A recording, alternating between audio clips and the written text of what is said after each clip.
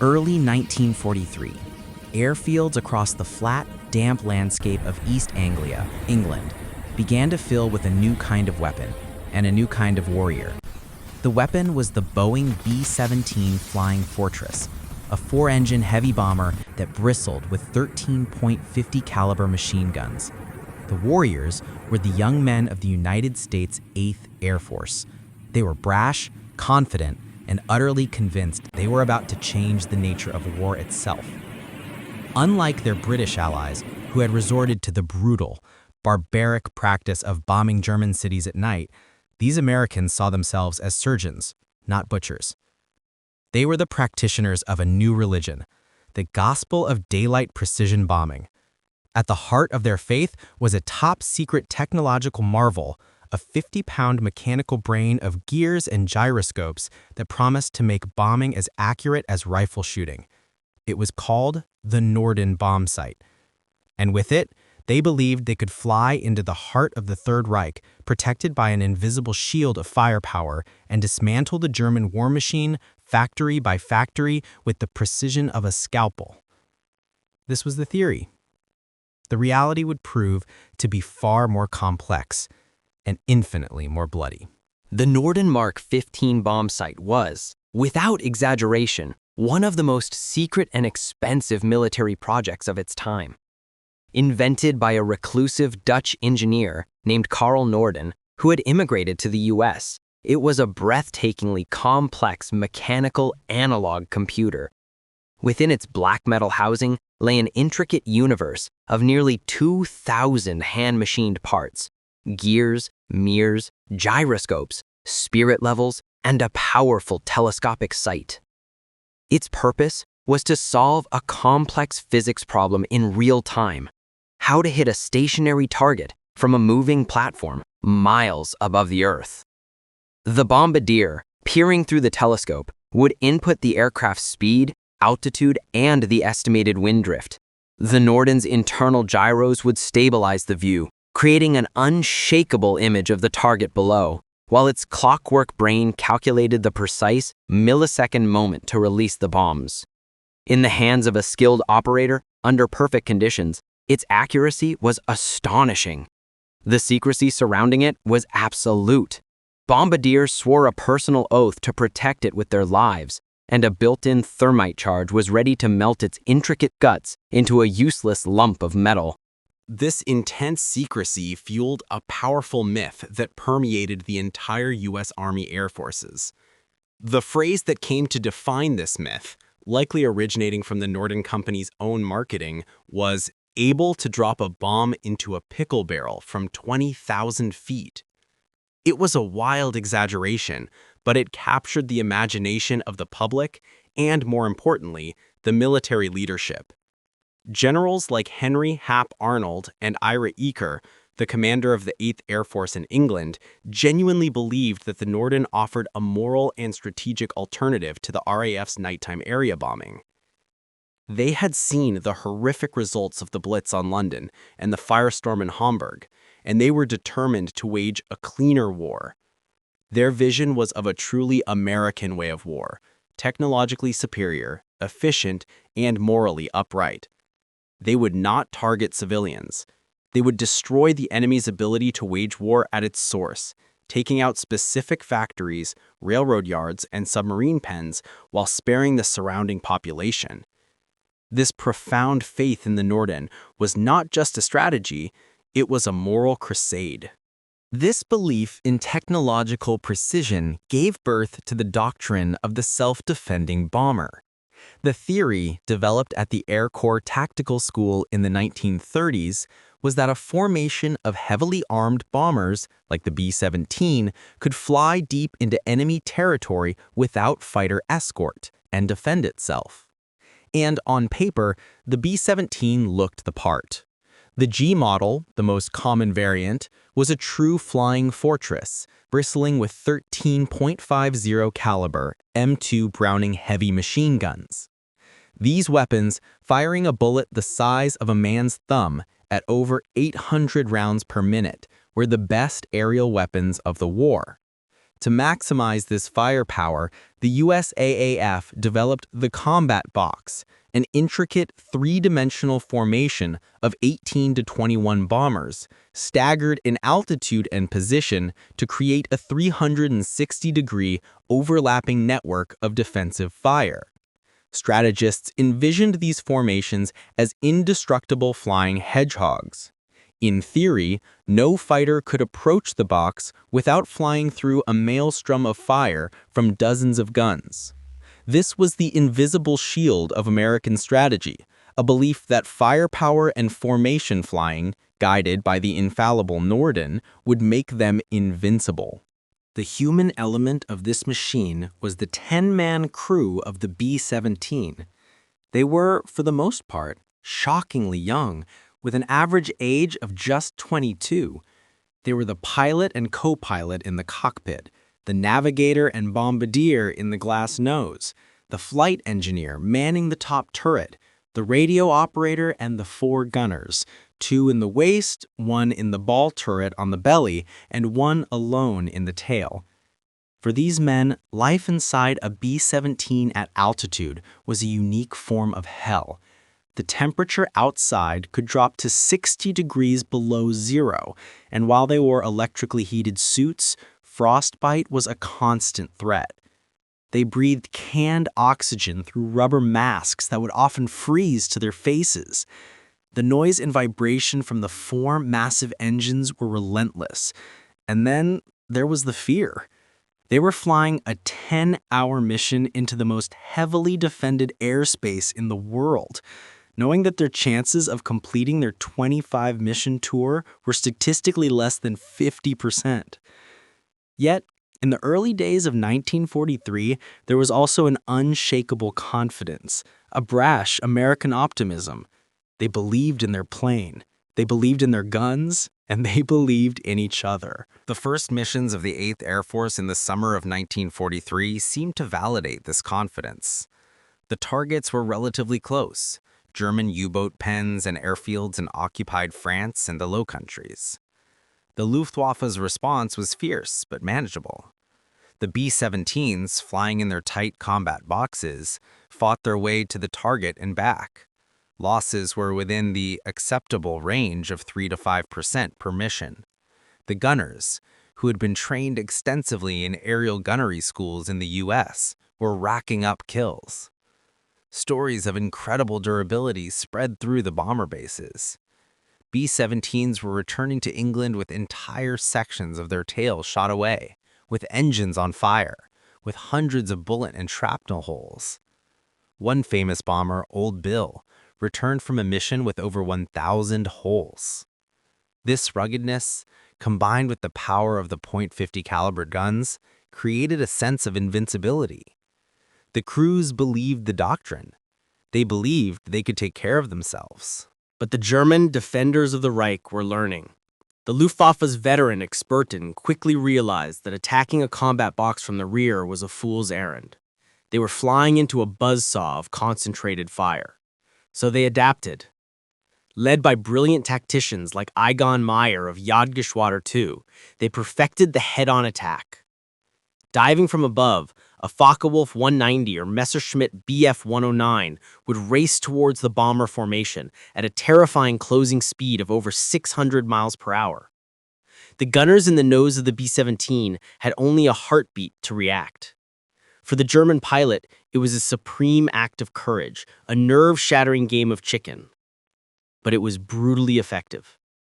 They were attacking the bomber's weakest point and presenting the smallest possible target. As the summer wore on, the number of head-on attacks increased, and so did the American losses. The first cracks were appearing in the invisible shield.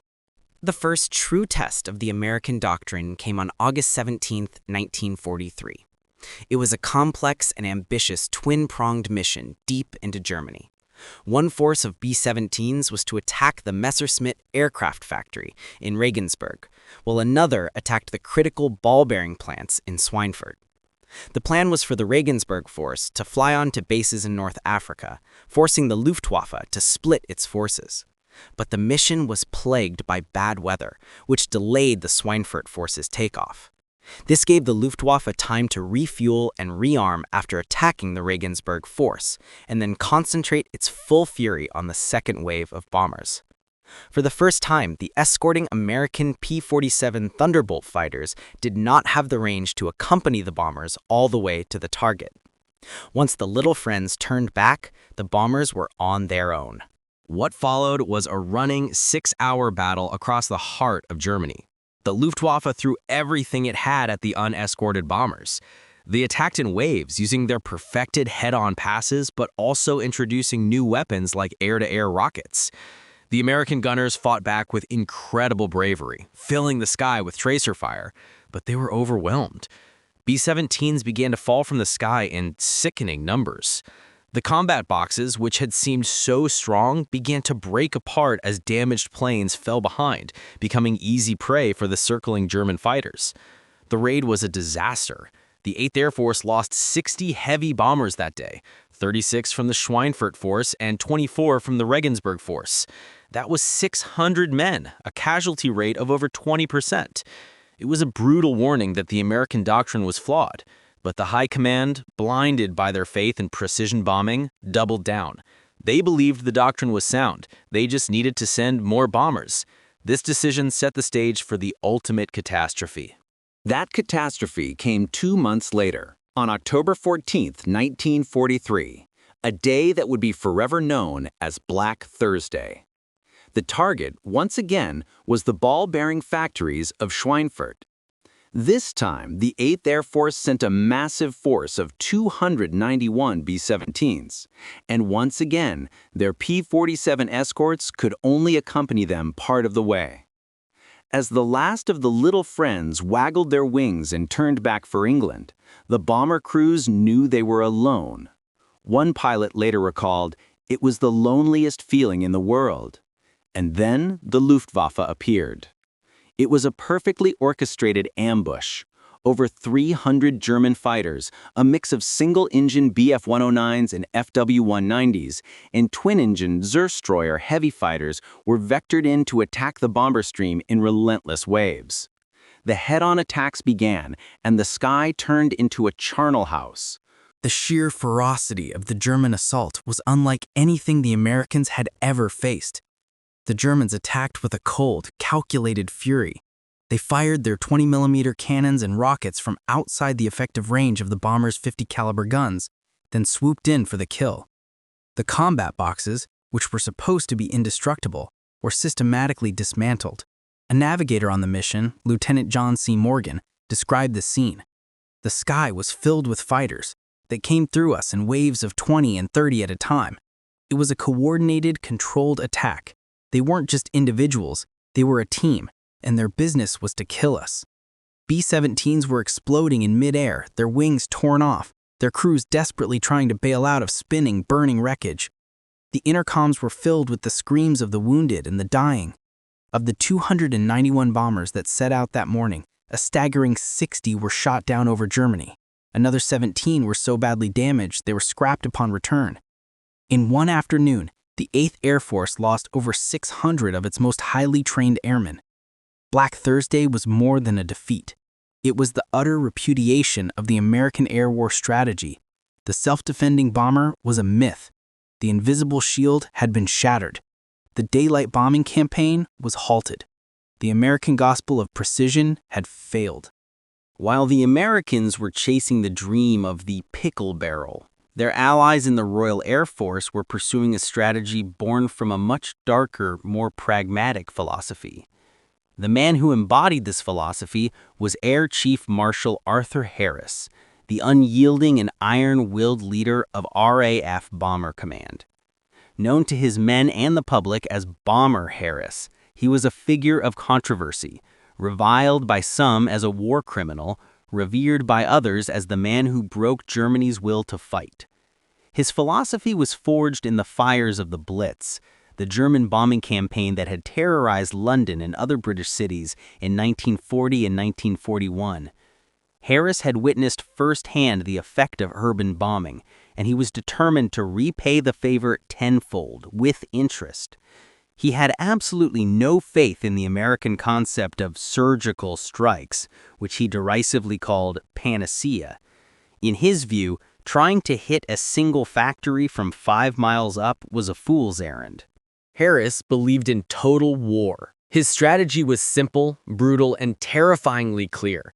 In a now famous memorandum from 1942, he stated that the aim of the bomber offensive should be unambiguously stated as the destruction of German cities, the killing of German workers, and the disruption of civilized life throughout Germany. He argued that the industrial heart of the Reich was not just its factories, but the cities that housed the workers who ran them.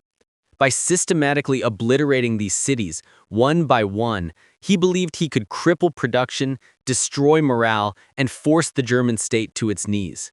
It was a strategy of attrition, of dehousing, of turning the enemy's industrial centers into smoldering rubble. This grim doctrine required a special kind of weapon, an aircraft designed not for defense, but for carrying the maximum possible load of destruction. That weapon was the Avro Lancaster. If the American B-17 was a flying fortress, the British Lancaster was a flying bomb truck. It was a masterpiece of functional utilitarian design.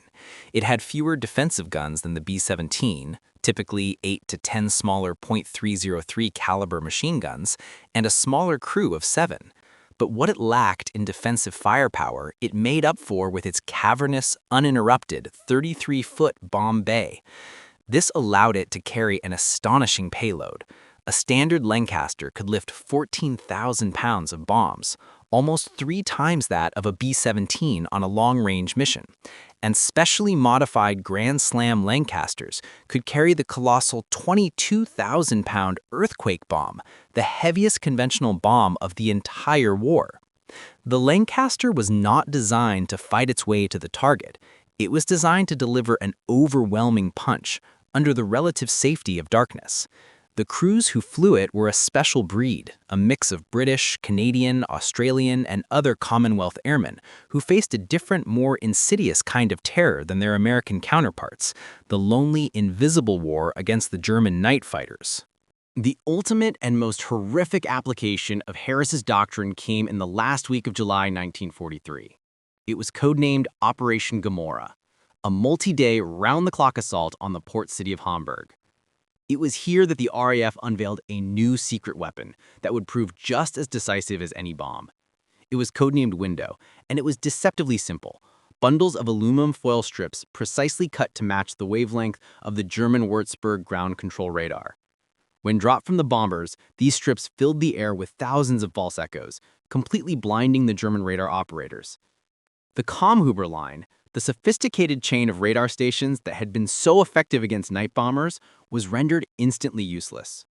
For the German night fighter controllers, it was as if their radar screens had been buried in a snowstorm. They were blind. Into this chaos flew the main bomber stream. For several nights, over 700 bombers at a time attacked the city. They employed a carefully calculated mix of ordnance. First came the massive 4,000-pound blockbuster bombs. These were essentially giant cylinders of high explosives, designed not to penetrate, but to detonate at street level, creating a massive blast wave that would shatter buildings, blow roofs off, and expose the flammable interiors. Following immediately behind were waves of bombers dropping thousands upon thousands of small 4-pound incendiary bombs. These small devices, filled with thermite or magnesium, would fall into the shattered buildings and ignite the exposed wooden beams, furniture, and curtains. The result was not just a fire, it was a firestorm, a man-made meteorological phenomenon that had only been seen once before in ancient times. The individual fires from thousands of burning buildings began to merge. As the heat intensified, it created a gigantic column of superheated air rising thousands of feet into the sky. This created a vacuum at ground level, and cool air from the surrounding areas rushed in to fill it, creating an artificial hurricane. The winds at the base of the firestorm reached speeds of 150 miles per hour, with temperatures soaring to 800 degrees Celsius, 1,500 degrees Fahrenheit. It was a whirlwind of fire that literally sucked people out of bomb shelters and off the streets. It melted asphalt, boiled the water in canals, and consumed all the oxygen for miles around. Those who were not burned to death were suffocated. The firestorm of Hamburg raged for hours, erasing over 8 square miles of the city. More than 40,000 people, mostly civilians, were killed. For Bomber Harris, this was not a moral failing. It was a strategic triumph. He had proven that his grim arithmetic of destruction worked. He now believed he had the formula to destroy Berlin. The devastating success of Window during the Hamburg raids sent a shockwave through the Luftwaffe High Command. The Kammhuber line, their meticulously constructed defensive shield, had been shattered. They needed a new way to fight the night bombers, and they needed it fast. This crisis led to the development of a new, more flexible, and ultimately more deadly system of night fighting. It was called Wilde Sau, Wild Boar. The idea was championed by a one-armed Luftwaffe officer, Major Hajo Hermann. He argued that the single-engine day fighters, like the FW-190 and Bf-109, could be used as effective night fighters. They didn't have radar, but they didn't need it. They would be sent up to fly freely over the targeted city, using the light from the fires, the searchlights, and the bombers' own exhaust flames to spot their prey against the cloud layers. It was a chaotic, dangerous tactic, but it worked. The second innovation was Zahmes Sau, tame boar. This involved equipping the traditional twin-engine night fighters, like the Messerschmitt Bf-110 and the Junkers Ju-88, with new, more advanced airborne radar systems, like the Liechtenstein SN-2. These radar-equipped tame boars would be fed general information about the bomber stream's location from the ground, but once airborne, they were free to hunt individually within the stream, using their own radar to find and destroy the bombers. This combination of wild and tame boars created a fluid, three-dimensional, and incredibly deadly defensive system. The night sky over Germany was no longer a safe haven. It was a hunting ground filled with skilled nocturnal predators. The men who flew these night fighters were a special elite, the Nachtjäger. Their top ace was Major Heinz Wolfgang Schnaufer, the ghost of Saint-Trond, who would end the war with 121 confirmed kills, nearly all of them four-engine British bombers, making him the most successful night fighter pilot in history. The Nachtjäger developed a particularly terrifying weapon called Schräge Musik, slanted music. This consisted of two 20mm cannons mounted in the fuselage of their aircraft, angled to fire almost vertically upwards. A German pilot could position his night fighter in the bomber's blind spot underneath its belly and then simply pull the trigger. A short burst of upward-firing cannon shells would rip into the Lancaster's fuel-laden wings, causing a catastrophic explosion. For the British crews, it was a terrifying and mysterious form of death. They would be flying along one moment, and the next, the Lancaster next to them would simply disintegrate in a ball of flame, with no tracers, no warning, and no sign of an attacker. It was this highly evolved and deadly force that Bomber Harris faced when he launched his Great Battle of Berlin in November 1943. Harris was supremely confident. He famously declared, "Give me 400 to 500 aircraft and I will wreck Berlin from end to end. It will cost us between 400 and 500 aircraft. It will cost Germany the war." For 4 months, from November 1943 to March 1944, Bomber Command threw everything it had at the German capital. They flew 16 major raids, dropping over 50,000 tons of bombs. But the German Nachtjäger were waiting for them. The defenses of Berlin were the strongest in the Reich. The British losses were horrific. On the night of March 30th, 1944, during a raid on the city of Nuremberg, Bomber Command suffered its single worst defeat of the war. The bomber stream was intercepted by over 200 German night fighters under perfect weather conditions. It was a massacre. 95 British bombers were shot down, and another 12 were so badly damaged they crashed on landing. The Battle of Berlin failed to break the German capital, and its staggering cost in men and machines nearly broke Bomber Command. The British doctrine of fire, like the American gospel of precision, had reached its own crisis point. Just as the entire combined bomber offensive was on the verge of catastrophic failure, with both the American daylight and British night campaigns facing unsustainable losses, the cavalry arrived. It did not come in the form of a new bomber or a new bomb sight, but in the sleek, beautiful, and utterly lethal shape of a single-engine fighter, the North American P-51 Mustang. The story of the Mustang is a legend in itself, a tale of Anglo-American collaboration and engineering genius. Originally designed for the British in 1940 with an American Allison engine, the early models were competent but unremarkable, particularly at high altitudes. The British, however, were experts in high-altitude engine performance. In a stroke of inspired genius, a Rolls-Royce engineer named Ronnie Harker test flew an early Mustang and suggested fitting the superb American airframe with their own legendary engine, the Rolls-Royce Merlin. The marriage of the P-51 airframe and the Merlin engine was one of the most fortuitous technological unions in history. It was like putting the engine of a Formula One car into the body of a perfectly designed sports car. The Mustang was transformed. The new P-51B and subsequent D models were phenomenally fast, capable of over 440 miles per hour. They were agile, able to outturn and outmaneuver the best German fighters. They were heavily armed with 6.50 caliber machine guns. But most importantly, they had legs. Through a combination of brilliant aerodynamic design and the ability to carry an enormous internal fuel load, supplemented by external drop tanks, the P-51D could fly a staggering 1,600 miles. It could fly from England to Berlin, fight for 30 minutes over the city, and fly all the way back. The problem of the unescorted bomber was solved. The little friends, as the grateful bomber crews called them, had finally arrived. The arrival of the Mustang coincided with a crucial and aggressive change in American leadership. In early 1944, General Jimmy Doolittle, a man already famous for his daring 1942 raid on Tokyo, took command of the 8th Air Force. Doolittle was a fighter pilot at heart, and he looked at the disastrous losses of Black Thursday and the defensive doctrine that required his fighters to stay close to the bombers at all times. He saw it as a waste of his best weapon. In a fateful decision that would break the back of the Luftwaffe, Doolittle completely reversed this doctrine. He issued a new electrifying order to his fighter groups. Their primary mission was no longer to simply protect the bombers. Their new mission was to actively hunt and destroy the German fighters wherever they could be found. "Your first duty is to destroy German fighters," the order read. He had unleashed his hounds.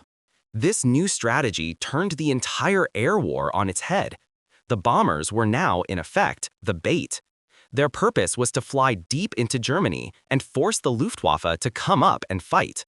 And waiting for them, ranging far ahead of the bomber stream, would be hundreds of aggressive, superbly trained American fighter pilots in the best airplane in the sky. The effect was immediate and devastating. The German Experten, who had been feasting on the vulnerable B-17s, now found themselves ambushed by swarms of Mustangs diving on them from out of the sun. The hunter had become the hunted. The legendary German ace Adolf Dalland, who was in command of the Luftwaffe's day fighter force, instantly understood the catastrophic implications. In his memoirs, he famously wrote, "The day I saw Mustangs over Berlin, I knew the jig was up." He knew that Germany simply could not win a war of attrition against the endless supply of American planes and pilots.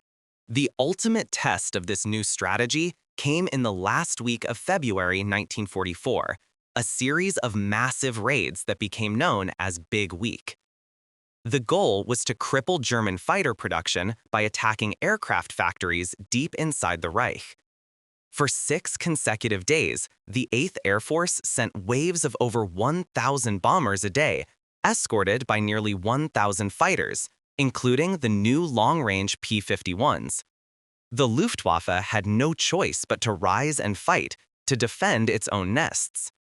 The sky over Germany became a chaotic, three-dimensional melee of unprecedented scale. P-51s, P-47s, and P-38s tore into the German formations. The Sturmgruppen in their heavy armored Focke-Wulfs were particularly vulnerable. They were designed to attack bombers, not to dogfight with agile Mustangs. A Mustang pilot could simply get on the tail of a Stormbach and, with the bomber-like durability of the German plane, pour hundreds of .50 caliber rounds into it until it finally fell. The losses for the Luftwaffe during Big Week were catastrophic and unsustainable. They lost over 600 fighters in just 1 week, but the most devastating blow was to their personnel. They lost nearly 400 pilots, including, crucially, over 100 of their irreplaceable veteran Experten and squadron leaders. These were the men who formed the core of the Jagdwaffe's skill and experience. They could not be replaced. The American losses were also heavy, but they were a fraction of what they had been during the unescorted raids. More importantly, thanks to America's massive training programs, they could be replaced. For every American pilot lost, 10 more were graduating from flight schools back home. Big Week was the turning point of the air war. It broke the back of the Luftwaffe. From that point on, the German fighter force was in a permanent defensive crouch, fighting a hopeless battle against an ever-growing tide. By the summer of 1944, the character of the air war had completely changed. The sky over the Third Reich now belonged to the Allies. The round-the-clock bombing had become a relentless, grinding machine of destruction. The American 8th Air Force would arrive by day. The bomber streams were now so vast that they could take over an hour to pass a single point. And surrounding them, above, below, and ranging far ahead, were swarms of P-51 Mustangs. The German day fighter force, decimated and demoralized, could offer little more than token resistance. The surviving German pilots were often young, inexperienced recruits with less than 100 hours of flight time, sent up in inferior aircraft against American veterans with over 400 hours. It was no longer a battle, it was a slaughter. American fighter pilots began speaking of a turkey shoot. Then, as the sun set and the last of the American bombers and fighters headed back to England, the ordeal for Germany would begin anew. As darkness fell, the air would fill with a different sound, the deep, resonant drone of thousands of Rolls-Royce Merlin engines. The Lancasters of RAF Bomber Command were on their way. Night after night, cities across Germany were turned into infernos. The German night fighter force, though still skilled, was now facing its own insurmountable problems. They were desperately short of fuel. Allied bombing had crippled Germany's synthetic oil production, and what little fuel was available was prioritized for the day fighters trying to stop the Americans. The Nachtjager were often grounded for days at a time, forced to listen as the British bombers flew overhead with impunity. There was no rest, no respite. It was a 24-hour-a-day avalanche of fire and steel. The ultimate proof of the campaign's success came from the man who was in the best position to know, Albert Speer, Hitler's brilliant and ruthless Minister of Armaments. In his post-war memoirs, written from his cell in Spandau prison, he detailed the catastrophic effect of the Allied bombing on Germany's synthetic oil production. He identified a series of devastating raids in the spring and summer of 1944, particularly against the massive Luna chemical plants, as the decisive blow. Speer wrote with chilling clarity that on May 12, 1944, the day of the first major raid on Luna, the technological war was decided. Within months, German fuel production plummeted by over 90%. Speer and his engineers performed miracles of reconstruction, rebuilding the plants with astonishing speed. But the Allies would simply return a week later and destroy them again. Without fuel, the tanks couldn't move, the planes couldn't fly, and new pilots couldn't be trained. The once mighty Wehrmacht was being slowly strangled. Even the arrival of Germany's much-vaunted Wunderwaffen, wonder weapons, was too little, too late. The Messerschmitt Me-262 jet fighter was a revolutionary aircraft, nearly 100 miles per hour faster than the Mustang and armed with 4 powerful 30mm cannons. In the hands of an ace, it was a deadly bomber killer. But its revolutionary jet engines were notoriously unreliable, and it was a sitting duck during its long, slow takeoff and landing runs. American Mustang pilots quickly developed tactics to counter them. They would rat catch, orbiting German jet bases at high altitude and diving down to pick off the 262s as they approached the runway.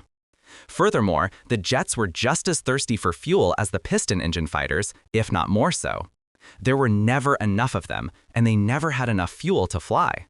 This technological marvel was ultimately defeated by the relentless, grinding logic of Allied industrial and numerical superiority.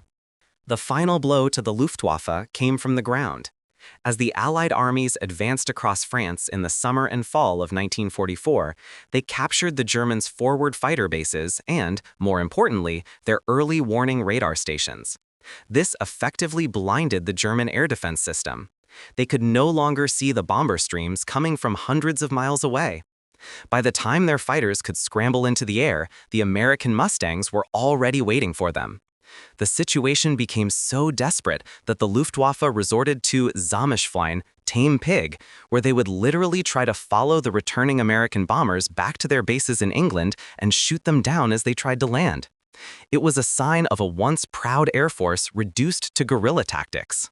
The combined bomber offensive was one of the most decisive and most costly campaigns of World War II. It did not, as its early proponents had hoped, win the war on its own, but it made the final ground victory possible. By the time of the D-Day landings in June 1944, the Luftwaffe had been shattered. It was no longer an effective fighting force, capable of challenging the overwhelming Allied air supremacy over the invasion beaches. This air supremacy was the single most important factor in the success of the Normandy landings. The bombing campaign had also crippled German industry and the transportation network, making it impossible for the Wehrmacht to effectively reinforce and supply its troops in France. As General Dwight D. Eisenhower himself later stated, the bomber offensive was a decisive factor in the Allied victory.